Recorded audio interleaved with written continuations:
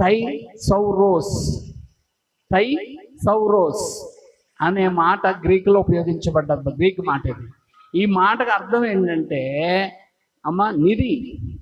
ఏంటంటే నిధి. నిధి అంటే తెలుసా? అందులో ఏముంటాయి? బంగారము, వైడూర్యాలు అన్నీ, అందులో కెంపులు, మాణిక్యాలు, రత్నాలు అన్నీ ఉంటాయన్నమాట. నిధి. ఇంకోటి ఏంటంటే ఖజానా. ఏంటండి? ఖజానా. ఇంకొక మాట ఆధ్యాత్మిక అయితే సంపద, జ్ఞానము అని కూడా అంటారు. ఈ మాటకి అర్థం వస్తుంది.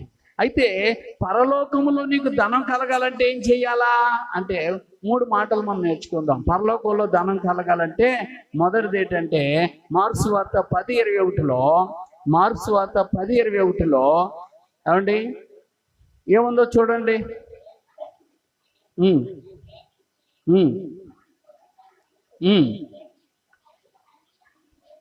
బీదలకేమో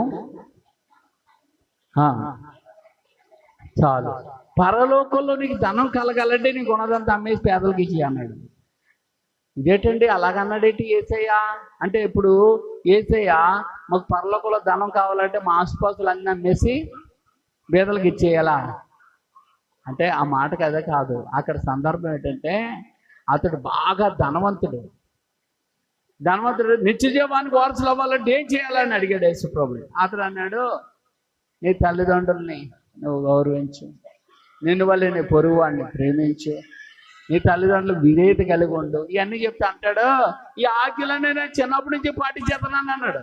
అన్నాడు ఇవన్నీ నా చిన్నప్పటి నుంచి నాకు తెలిసి ఇవన్నీ అన్నాడు. అయితే నీకు ఒక కొదువుగా ఉందన్నాడు ప్రభు. ఏంటంటే నీ ఆస్తి అమ్మే పేదలకు ఇవ్వన్నాడు. అంటే ప్రభు నీ ముఖం చూసి మాట్లాడేవాడు కాదు, నీ హృదయంలో ఏముందో గ్రహించి మాట్లాడతాడు.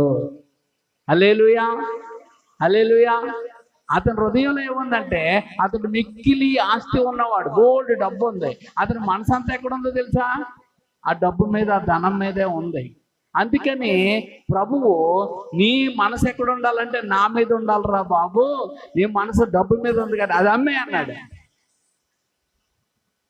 అప్పుడు అతను మిక్కిలి ధనవంతుడు కనుక ముఖం ముడుచుకొని వెళ్ళిపోయాడు. అంటే నిత్య జీవాన్ని వదులుకున్నాడు కానీ తన ధనాన్ని వదులుకున్నాడా? వాళ్ళు దేవుడి రాజ్యానికి వెళ్ళరు. అందుకే ధనము నమ్ముకున్నవాడు పాడైపోతాడు. ధనాపేక్ష పరులు దేవుడి రాజ్యానికి వారసులు కాదు. అర్థమైందా? ఇలాంటి వాళ్ళు కాదు. అందుకని వారి ధనము దేవుడికి ఖర్చు పెట్టి దేవుడిలో వాడబడి దేవుడికి సాక్షులుగా ఉన్నవారు దేవుడు ఇంకా వారిని దీవిస్తాడు. హల్లెలూయా. అందుకే అబ్రహాము